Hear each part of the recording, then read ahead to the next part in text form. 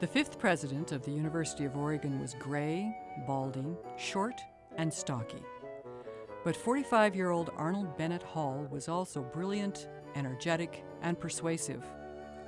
While those traits would lead this former political science professor to become a champion of the university, in the end, they would not protect him from the events that would overpower his administration. When Hall came to Oregon in 1926, he found a university that had been run by a committee for 2 years because of President Campbell's long illness and death. Little had changed. Faculty salaries were slightly higher, and the regents had agreed to use $200,000 from student fees to build a basketball arena. They named it MacArthur Court. The students called it the Igloo. The campus style of the times has been preserved for us thanks to a movie produced by Oregon students in 1929. Eds Coed was the first feature-length movie shot by college students in the United States. The students faithfully incorporated their own traditions into the film so that the University of Oregon campus became a co-star of the production. The walkway in front of Dede and Villard was called the Hello Walk. Woe to the freshmen who did not say hello to all who passed, and to the underclassmen caught sitting on the upperclassmen bench, or failing to wear his green beanie,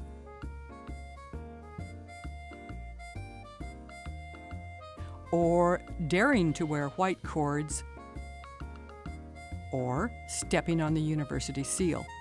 Hacks on the steps of Johnson Hall were meted out for such transgressions. The dunking of underclassmen in the fountain between Dede and Villard was mandatory, and the annual tug-of-war at the mill race a sure source of delight, at least for the onlookers who weren't getting soaked. Hall was inaugurated in October in a ceremony also marking the 50th anniversary of the university. His inaugural address made it clear he thought the school needed better teaching and more faculty research. He brought with him a mindset as to what a university could be, and thought that Oregon should be starting to reach to that level and not just be an undergraduate school. Hall knew the academic world. He also knew politics. He was a lawyer, a debater, and a nationally influential conservative. He realized if he wanted to improve the university, he was going to need help. He began by making the university more visible to the public. He was his own chamber of commerce. He went out at the drop of a hat. He would give a speech. He loved to horseback ride. He went over to Eastern Oregon and he'd meet with the ranchers and horseback ride with them.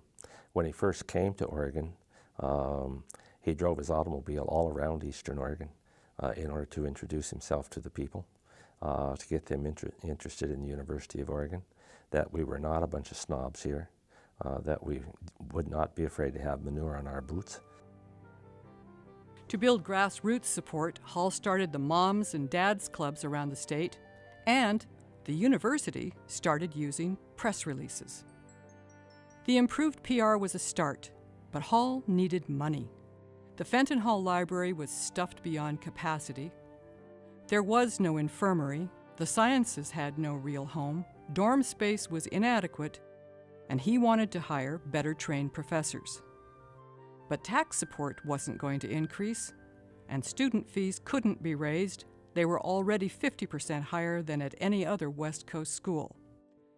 So Hall turned to private sources. He secured Rockefeller Foundation grants to pay for faculty research on subjects useful to Oregonians.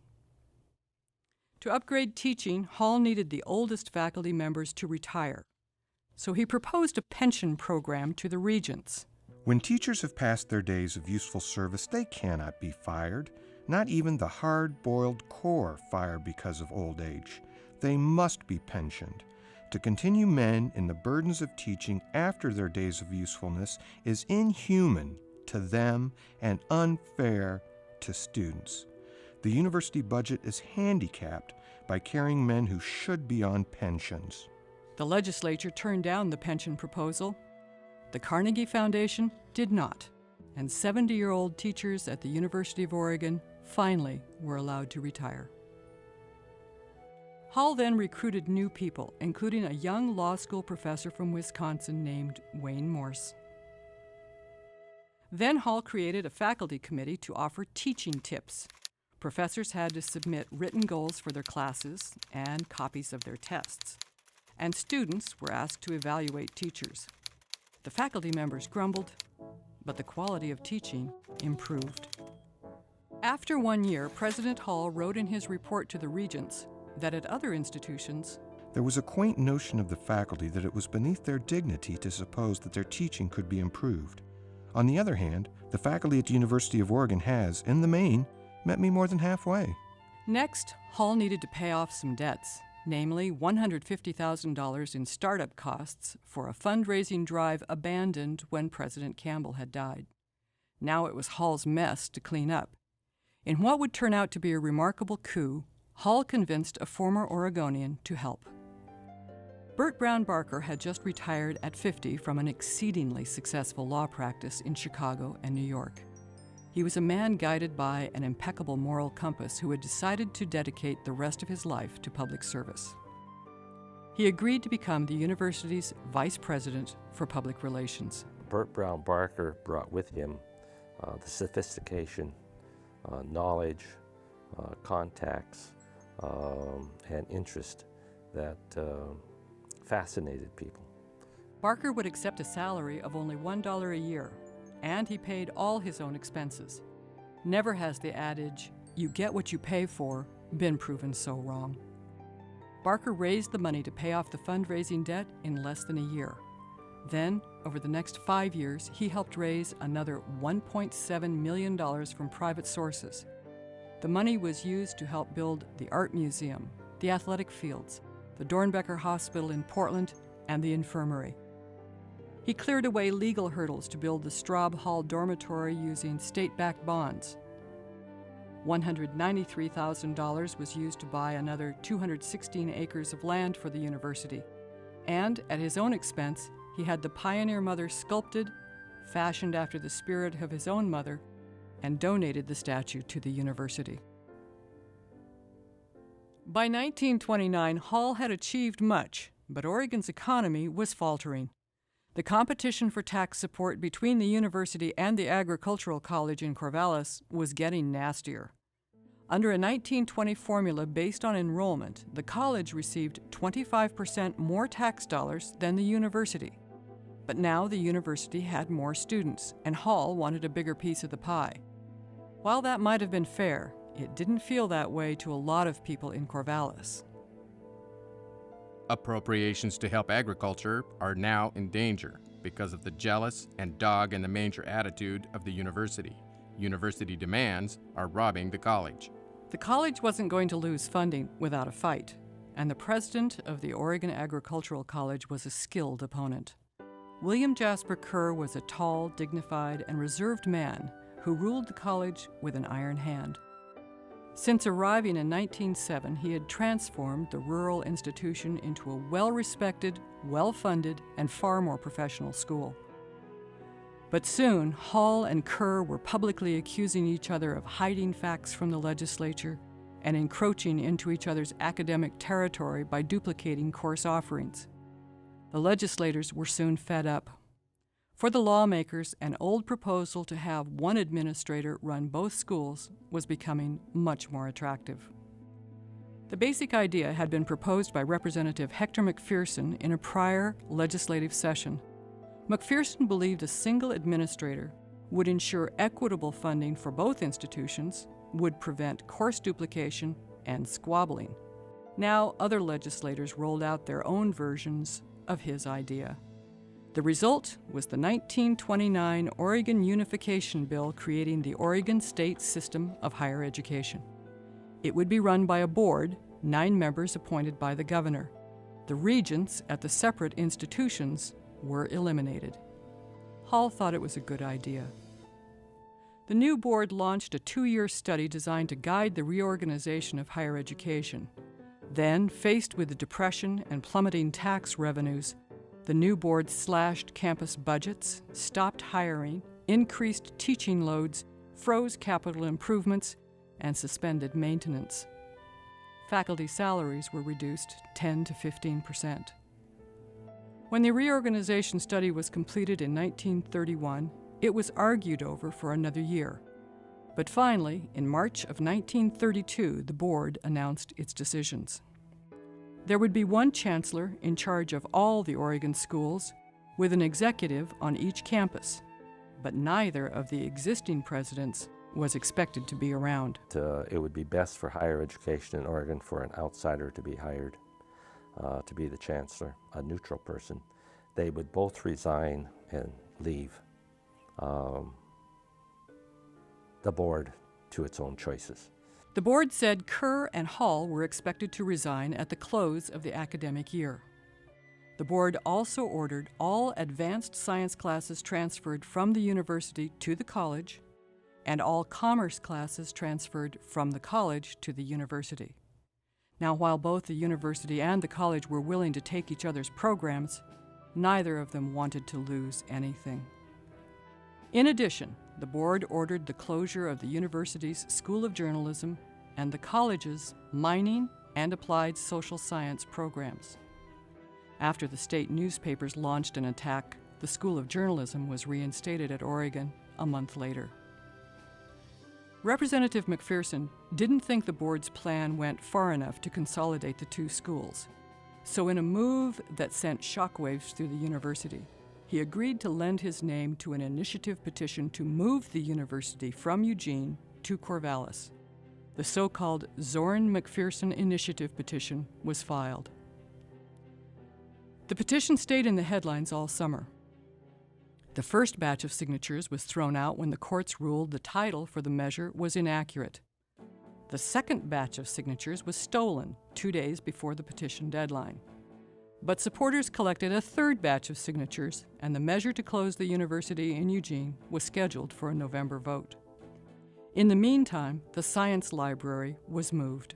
The university faculty had been very cooperative in foregoing faculty increases to provide money for our library. Our library was greatly superior to that at Corvallis. They backed trucks up to our library and took out our collection of science books and hauled them to Corvallis. And they did other things at the School of Business Administration and so forth. This did not sit well on our campus. Thomas Condon's fossils were also crated and shipped to Corvallis. It would be 10 years before they would be returned. As he had pledged, President Hall resigned in September. He boarded an eastbound train on his way to a new job as the director of the Brookings Institution. However, President Kerr did not resign.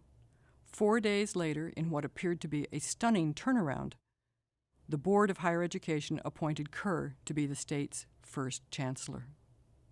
Rumors of under-the-table and backroom deals had been circulating all summer. Over the next few months and years, some of those intrigues would be revealed. 1 month after the Higher Education Board laid down its original plan, a group of powerful Corvallis men asked for a secret meeting with some powerful Eugene men. The Corvallis people offered a deal. They wanted the Eugene men to support Kerr for chancellor and support the return of business classes to the college. Otherwise, they said, there would be an initiative petition filed to move the university to Corvallis. The Eugene businessmen declined. After the Zoran McPherson petition was filed, they changed their minds. In late June, the Eugene men met secretly with William Jasper Kerr and offered their support. In 1933, when the story first made the headlines, the Eugene men said they supported Kerr because they thought he would be good for the University of Oregon. In 1946, they told a different story to Eugene Register Guard editor Bill Tugman. He reported the conversation in his memoirs. The men asked Tugman for a private meeting, saying they wanted someone to know the truth. They told Tugman that early in his presidency, Arnold Bennett Hall had been personally indiscreet. There had been letters. They had been found. With the financial help of one of the Eugene businessmen, blackmail had been paid and the letters recovered. But it turned out that copies had been made, and the Eugene men told Tugman some of those copies had fallen into the hands of Kerr supporters who threatened to plaster the state with them. The men told Tugman they supported Kerr because they thought the University of Oregon would indeed be closed by the voters if the letters were made public. The businessman showed Tugman the letters. He read them. Nearly 60 years later, so did university archivist Keith Richard. But Hall did have an affair with his secretary, and he, in all of those travels that he made, he would write letters back to her. They were silly letters. Embarrassing, yes, but juvenile and silly.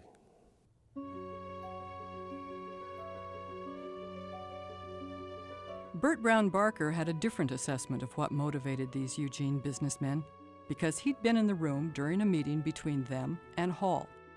Barker said they told Hall they were supporting Kerr because he would stop the initiative petition if they did, saving them from having to raise money to fight it. In his memoirs, Barker said that Hall had called them all turncoats and traitors, and said that it would be as unfair to impose Kerr on the university as it would be to push himself on the college. Before the meeting was over, the Eugene men promised Hall they would withdraw their support for Kerr. They broke that promise. Later on the same day, they visited Kerr at his home in Corvallis and pledged to help him. Two of them later testified before the Board of Higher Education that Eugene would welcome Kerr as the chancellor.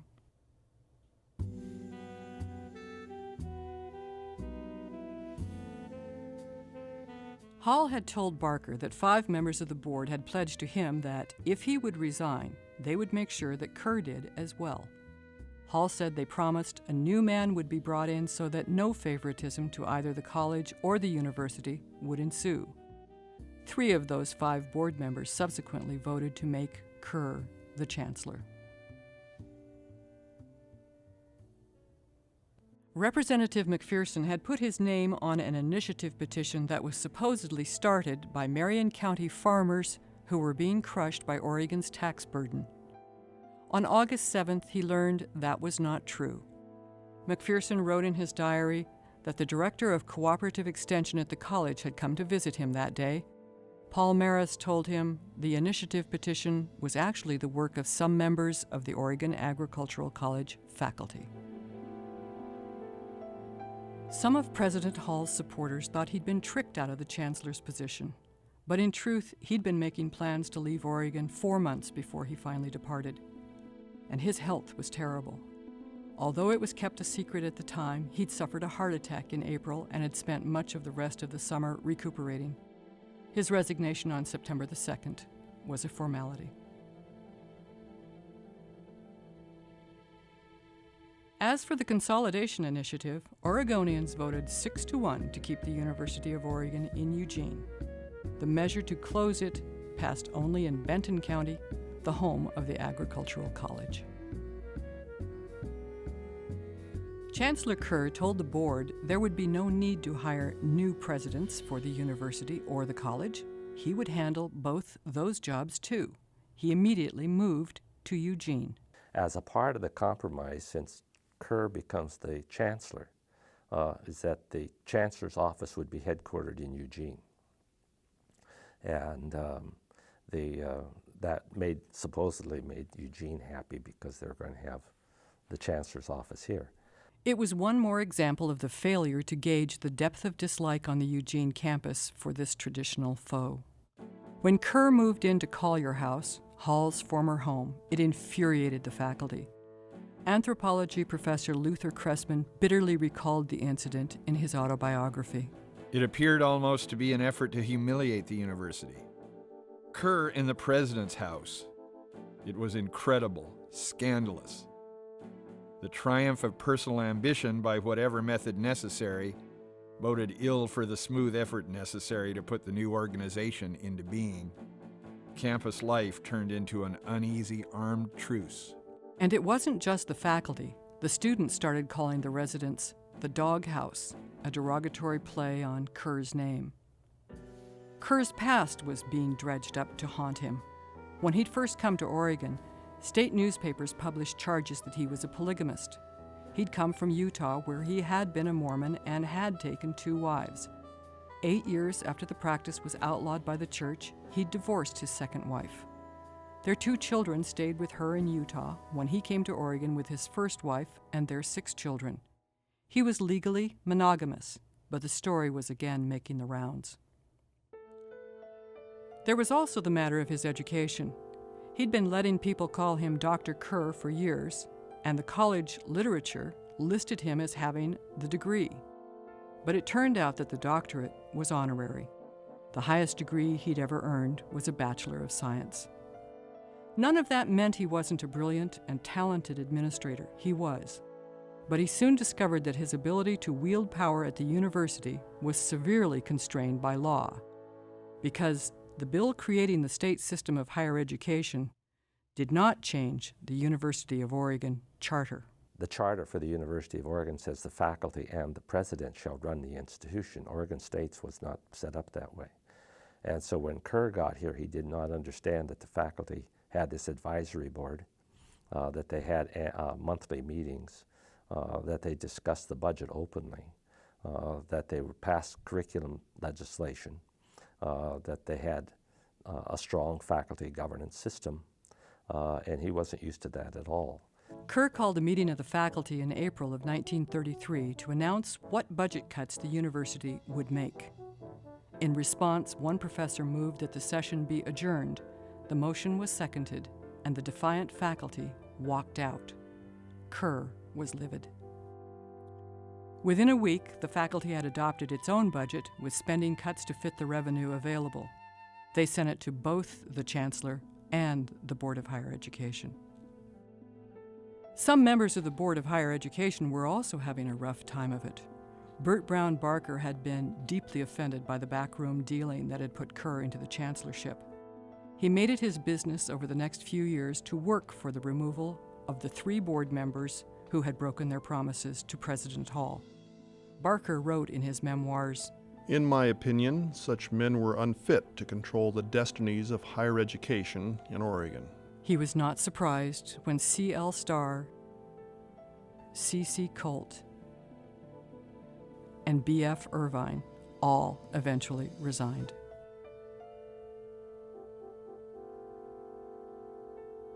Portland lawyer Rosco Nelson became the new chairman of the board in the fall of 1933. 2 weeks later, he gave 2 speeches, one at the university, another at the college. Law professor Orlando Hollis watched the speech with law school dean Wayne Morse. In a 1995 interview, Hollis said Nelson took the opportunity to publicly spank the Eugene faculty. So Wayne and I went over. We sat side by side. Mr. Nelson got up the lectern, and the chief topic of his address was just to give the University of Oregon fits for not simply agreeing to everything the board had done about taking science away from us and so on. Nelson scolded the faculty and students who were hostile to the chancellor. He said they were like maggots, and he knew that 95% of the faculty was offended by the minority's opposition to Kerr. We were so angry we could hardly talk to each other, but we learned that Mr. Nelson was going immediately over to Corvallis to address an assembly there. I happened to have my car at the campus, and Wayne says, "Let's go over and hear that," and I won't tell you what he called him. I said, "Fine," so we went to Corvallis. Dean Morse took a stenographer with them. Nelson's speech to the Agriculture College faculty was quite different. He got up on the platform and largely repeated with some glee and delight, telling them what he had told the faculty at the University of Oregon. Of course, they were the good boys. They had received most of the plums from this new system, so they were happy to hear it and applauded loudly.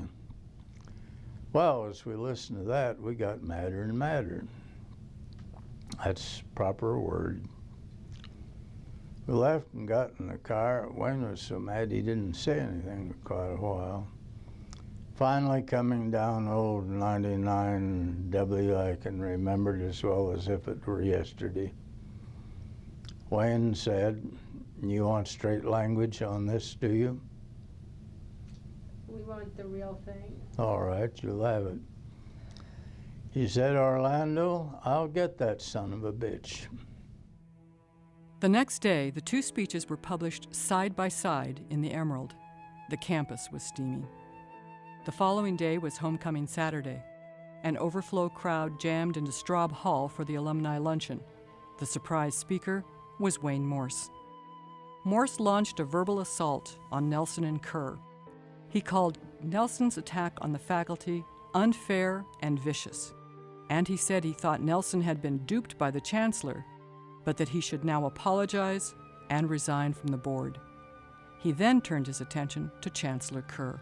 He told about the unholy alliance between certain Eugene businessmen, and he named them, and the state board that resulted in stripping the University of Oregon of science and some other areas and appointing William Jasper Kerr as chancellor, and the chancellor sat right there. Hollis said he watched Kerr's face as it turned white. The room exploded with a standing ovation. Kerr left immediately. Well, all hell broke loose when that hit the press, and immediately many people demanded Wayne's resignation. Within 2 days, the University of Oregon faculty had rallied around the young law school dean. They voted unanimously to ask for Nelson's resignation.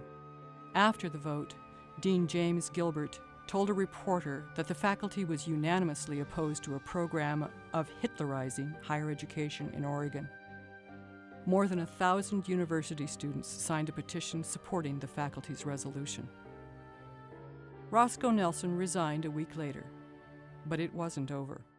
Newspapers were now calling for Kerr to resign or for Morse to be fired. The Board of Higher Education announced it would investigate Morse. Their resolution stated, "This board will not countenance disregard of its authority or insubordination." That's when the Association of American University Professors, or the AAUP, in Washington, D.C., announced that it had agreed to conduct an outside investigation of what was going on in Oregon. The investigation was completed within 2 months. But the AAUP told the board that it wouldn't release the report publicly if the board took steps to cool the situation. Specifically, appoint an executive on each campus and get Kerr to resign by July. So publicly, the board let it be known that they were now leaning towards individual presidents for the institutions. They ended their investigation of Morse without even naming him.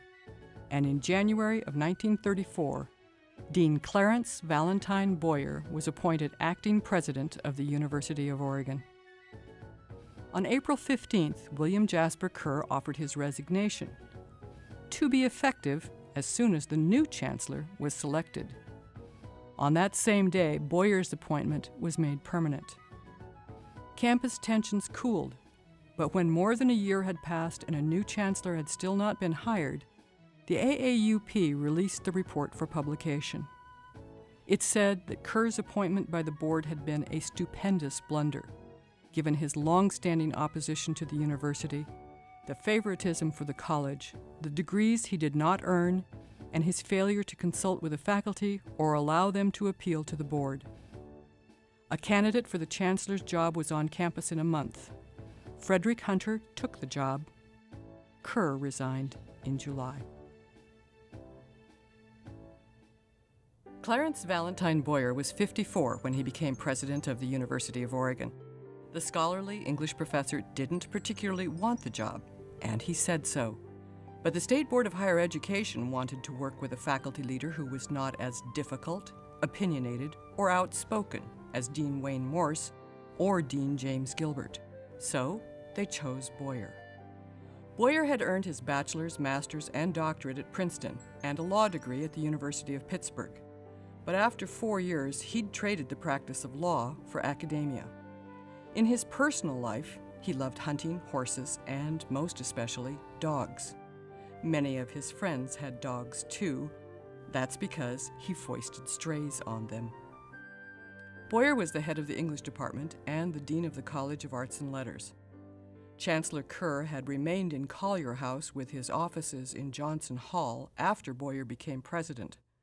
So Boyer kept his offices in Villard Hall, maintained his duties as dean, and added the new responsibilities of the presidency.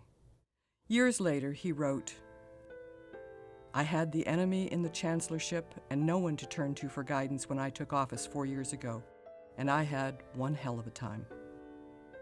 Though not a glib or bold man, he'd been one of the faculty leaders in the confrontations with Kerr, and he'd supported Morse when the young law school dean's job was in jeopardy.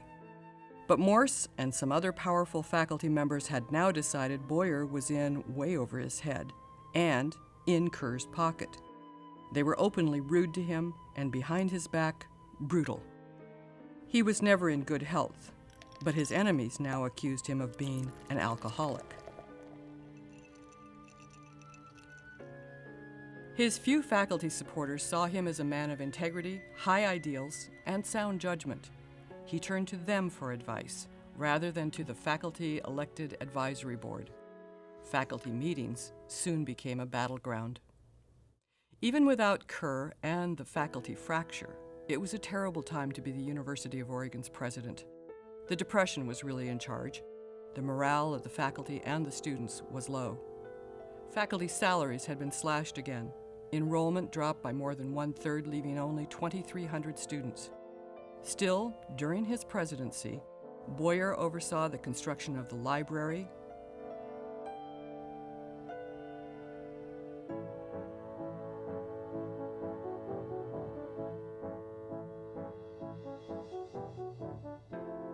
the physical education building, the new infirmary, and Howe Field. Once the new library opened, Fenton was remodeled and became the law school. In 1935, members of the faculty and students were protesting for peace and trying to get the university to make ROTC voluntary. Boyer broke the tie vote in order to keep the compulsory military training. He said he didn't think eliminating training would do away with the barbarism of war. Boyer backed the students in their fight to have their annual fees become optional rather than mandatory. President Boyer also outlawed hazing. An athletes' organization called the Order of the O had decided it needed to enforce traditions.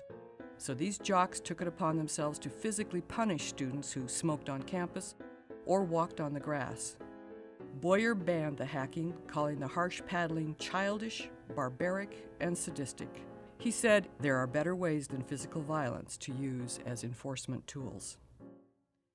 He didn't seem to mind rough stuff a little later in his administration. The mutual dislike between the college and the university didn't disappear during his tenure. The bad blood made Time magazine in 1937 when the college beat the university in a football game. Time reported that the farmers celebrated all Sunday night and then 1,500 of them loaded into cars and drove to Eugene. State and city police officers tried to stop them, but a lively roughhouse ensued, the students and faculty from the university emptying the classrooms to take on the invaders. Before it was over, the O on Skinner's Butte had been painted orange, 200 of the visitors had been dunked in the mill race, and still wet, they'd been forced up the butte, dipped in yellow paint, and sent sliding down the O until it was repainted yellow. Boyer declared, "Today's outcome is what our visitors could expect after coming over here to crow over us." In June of 1937, enrollment was again climbing, and faculty salaries were raised. But Boyer had had enough. Citing the poor health of his wife and himself, he asked to be replaced. He stayed on until the board had selected Donald Erb to succeed him. Erb had taught at the university before, and he was well-liked and respected by most. In a poignant footnote to his own presidency, Boyer wrote to Erb, "Knowledge that I liked good liquor before being made president, and that I did not entirely lose my taste for it afterwards, was used freely to damn me as unfit, even by some good friends of yours." He then offered to advise Erb if he could ever be of help. When the new president took office, Val Boyer quietly went back to his duties as Dean of the College of Arts and Letters. Donald Erb was only 37 when he became Oregon's president. The young economist with a master's and doctorate from Harvard had taught at Oregon for 6 years before Stanford had hired him away. His immediate challenge was to improve faculty morale. It helped that the faculty had been consulted in hiring him and that he had a reputation for being impeccably just and unfailingly kind. He listened to people. He said his policy was, don't let the tail wag the dog, but don't bob the tail. Erbs soon wrote to a friend, I think I've done some good, particularly in eliminating some of the internal friction within the university family. Erb was effective, well-liked, and respected. That didn't mean he enjoyed his job. Quoting a colleague when asked to describe being president, he said, "It's just like getting pecked to death by ducks." The students were paying a lot of attention to the basketball team during the 1938-39 season. The Tall Firs just kept winning, right up until they won the first NC2A national championship. Coach Howard "Hobby" Hobson, himself a former Duck player, said, other teams just weren't really watching what the Ducks were doing.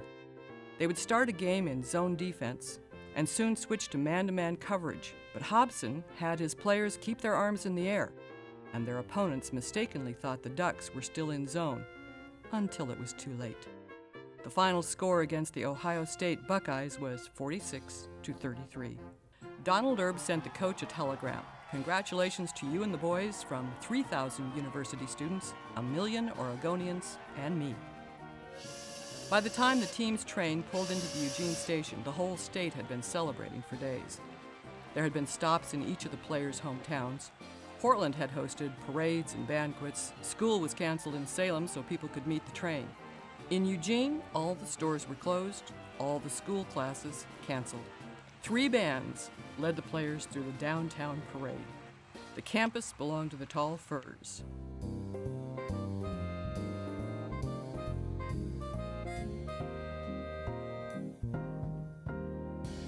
Donald Erb was working on a different kind of challenge. From the beginning, Erb let it be known that if he were going to accept the presidency, he would be pushing for the return of science to the university. He wrote to Chancellor Hunter that it was an educational disgrace that the university could not offer either undergraduate or graduate degrees in the sciences. Behind the scenes, Hunter kept promising that when the time was right, the state would restore Oregon's science program. After 4 years, Erb had his doubts. In fact, he finally laid it on the table that return science or he would resign. And as a matter of fact, we did ultimately get it returned. Erb pointed out that of 78 universities in the United States, only Oregon offered no science. The State Board of Higher Education relented in October of 1941. The university was to start offering science as a major the following year. But World War II intervened.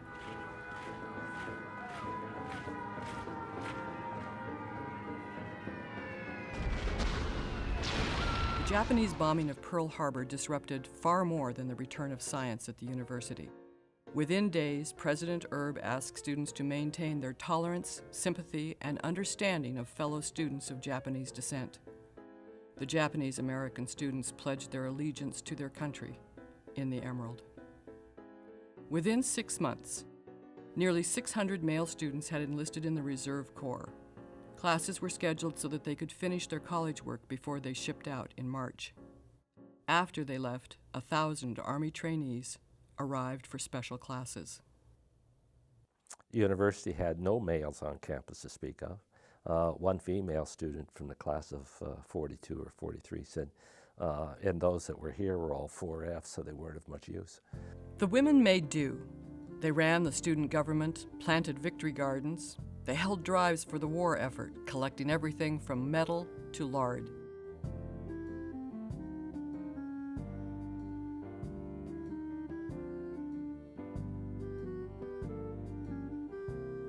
And occasionally, they found time to talk with the boys in uniform.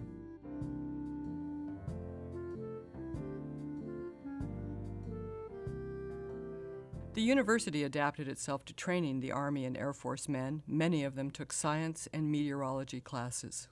Erb wrote to a colleague, "We look like quite a military establishment. The Army men occupy all of the dormitory space, including both men's and women's dormitories, and 4 fraternity houses in addition. The rest of the fraternity houses are being used as dormitories for civilian students." When the military men weren't in classes, they changed the look of the university. There was even an enemy airplane spotter's nest on top of the library, staffed by faculty members and other volunteers. And sometimes, the military men found time to talk with the young women on campus.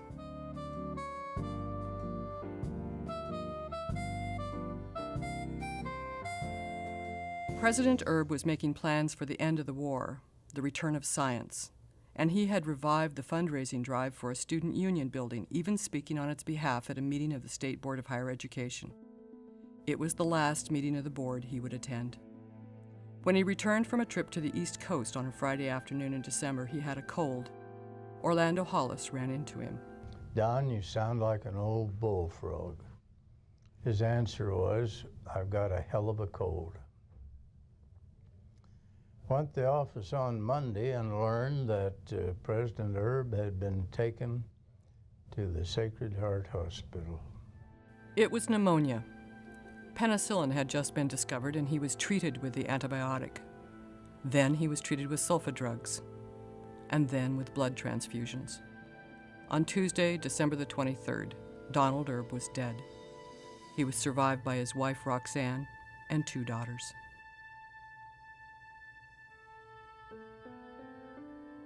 Orlando Hollis, acting dean of the law school, was asked to take over. I acted as acting president, acting dean, and I continued to teach my classes. I was a little busy. Hollis handled both jobs for a year and a half. The war ended, the military trainees left, and the state board hired Harry Kay Newbern to be the 8th president of the University of Oregon. Newbern had earned his master's and doctorate at the University of Iowa. He came from Iowa State, where he'd been the dean of liberal arts. This former football coach was a big man and had a reputation for being practical, a quality that made him the man of the times. Newbern hired Ray Hawk, a former Air Corps officer, to be the new dean of men. Those were wonderful times. And it's very simple as far as I'm concerned. Is one, the war was over. The Depression was over. People were happy. Happy, perhaps, but very crowded. Congress had passed the GI Bill, and veterans were flooding the campus. In 1945, campus enrollment was 1,900 students. A year later, it was 3,400, an 81% gain. Enrollment doubled the next year. After the attrition during the war years, the campus was understaffed, underbuilt, and unprepared for the sudden growth. And what Newbern saw, the influx that we were getting of veterans and how we were expanding so rapidly, it wasn't how good it was how much of it you could get. And so he went to the military, and he just had an awful lot of stuff brought here to the campus. As a temporary and fast solution, Newbern contacted military and government agencies. He had surplus living quarters used for wartime shipbuilders brought in from Vancouver. The sturdy wooden structures became known as Amazon housing. Newbern had the vets' dorms installed behind the education buildings. Quonset huts were trucked in from Camp Adair at Corvallis and Camp White near Medford.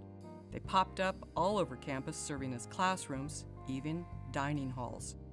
The old campus administration building, Emerald Hall, in its previous incarnation, had been an officers' club at Camp Adair. For married students, Newbern located trailers and had them set up at 15th and Agate. When the new Chancellor, Roy Llewellyn, arrived in Eugene, he and his wife lived in one of them because there was no other housing available in Eugene. The veterans didn't have a problem fitting in on campus. The GIs really were not a problem. They had been so long in tension and difficult situations, or maybe even in places where they had poor leadership, and they were disgusted and wanting to get on with their lives. But a high percentage of them had married or were getting married, And they just weren't interested in gamesmanship and all of this. They might enjoy going to a ball game if the football team was doing well or something of that sort. But they were really concentrated on getting their education and getting on with it. For the younger male students, the vets were mostly welcomed. Ken Metzler was a freshman in 1947. These veterans were heroes, and I was awed by these guys. One of my best friends who became my best friend, was in the Marine Corps. He was in Iwo Jima. He was in all these big battles and so forth. He was a sergeant. And oh man, it was something. And guys outnumbered women. I think it was about 2 to 1 or maybe 3 to 1 or something. And so, and that was a time when, social life was kind of a big thing. It was kind of a throwback to the 30s. And none of this was going on during the war because it was all girls at that time. And all of a sudden, these guys come, and everything was very social. We had all these big dances and so forth. That was just a lovely thing. And, you made dates and so forth, and that was the beginning of my social life. But I tell you, there's a lot of competition for the few young women available.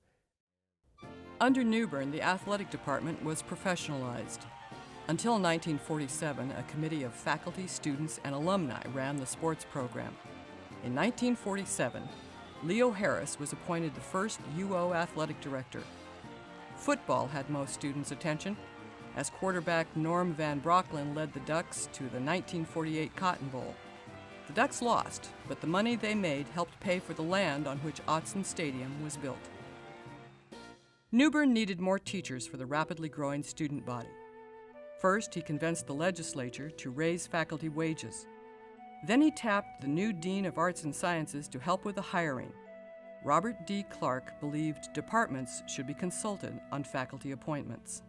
So Clark went over to New Bern and said the sociology department has decided this is the person they want to hire, and New Bern said he's a Jew.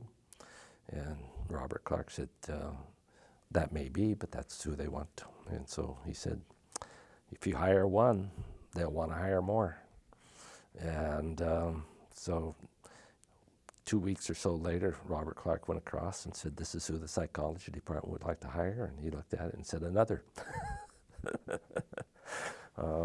So the University of Oregon started to expand away from white Anglo-Saxon Protestant hiring. Newbern and the faculty also reworked the curriculum so that undergraduates needed 2 years of general education before they could major in a professional area. Throughout his 8 years, he worked on permanent solutions for the growing student body. Construction for the student union began in 1948.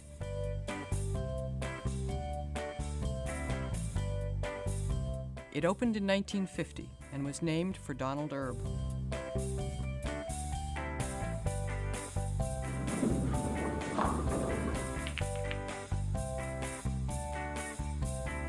In 1949, Villard Hall was remodeled to add the Robinson Theater.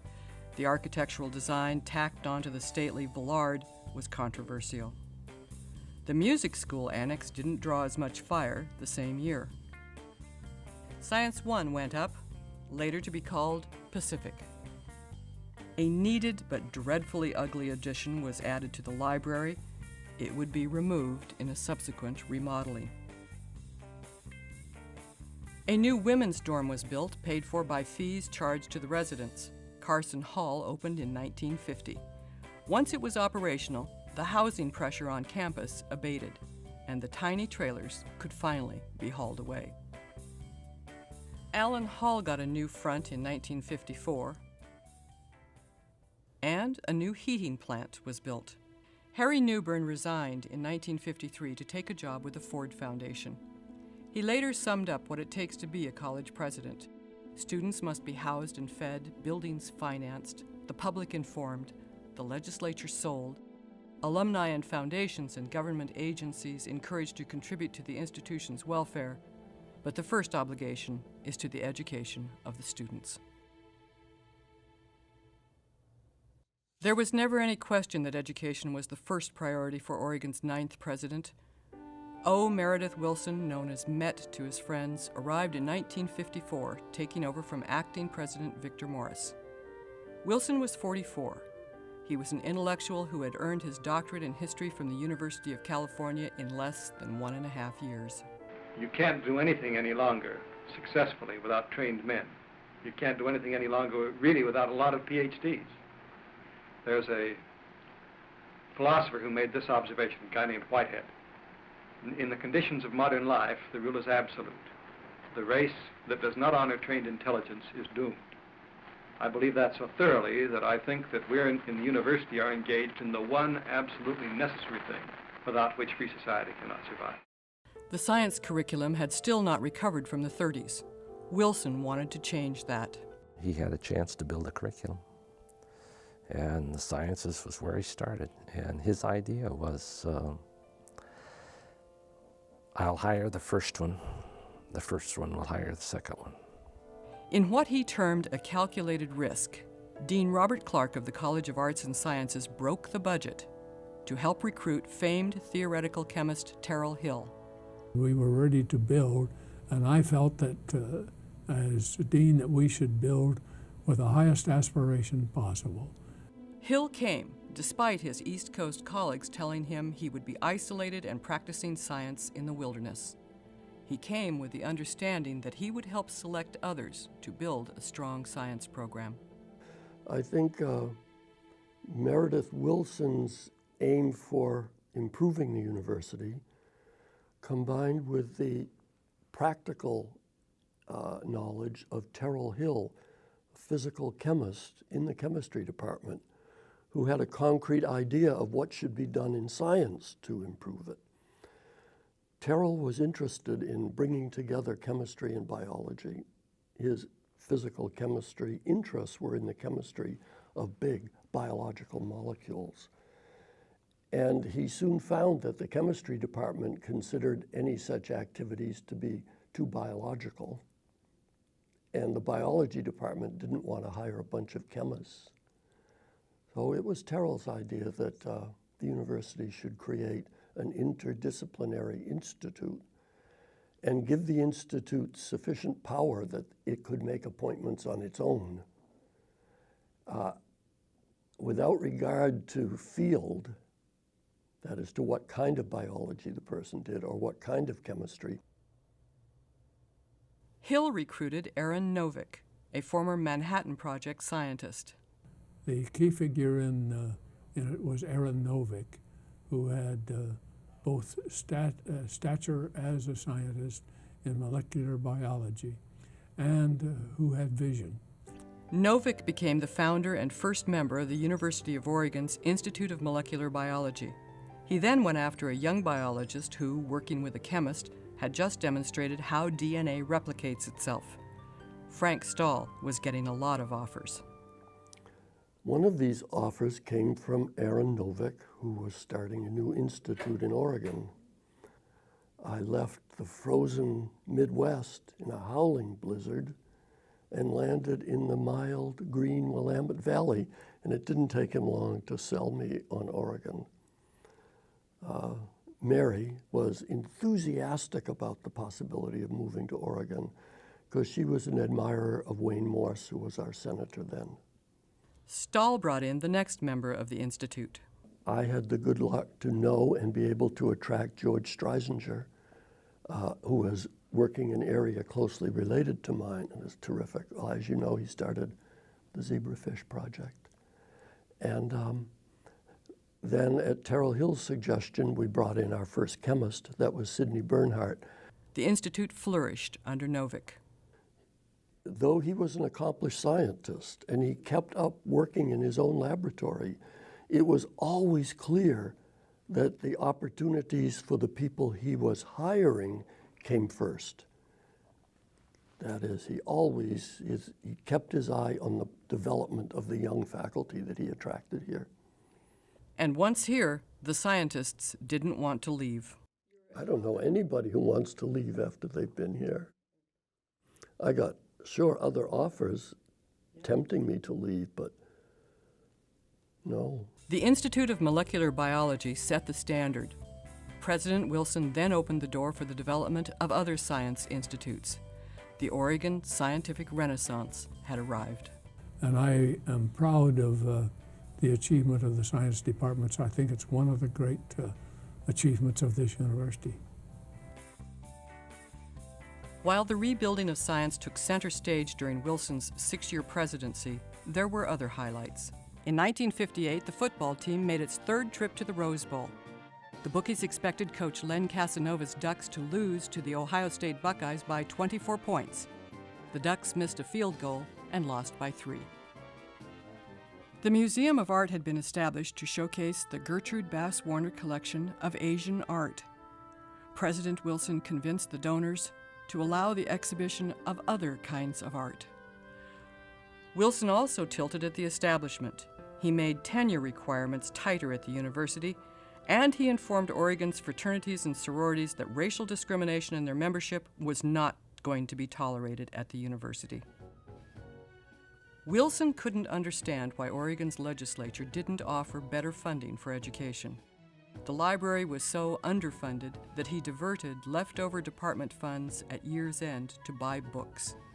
He used federal money to help fund science and to strengthen the graduate school. He said a president shouldn't overstay his effectiveness. So when the University of Minnesota offered him its presidency, he accepted. He had made a difference at Oregon. The structure he gave us, the bones he gave us after the war, I think were tremendously strong, and we're still building on them.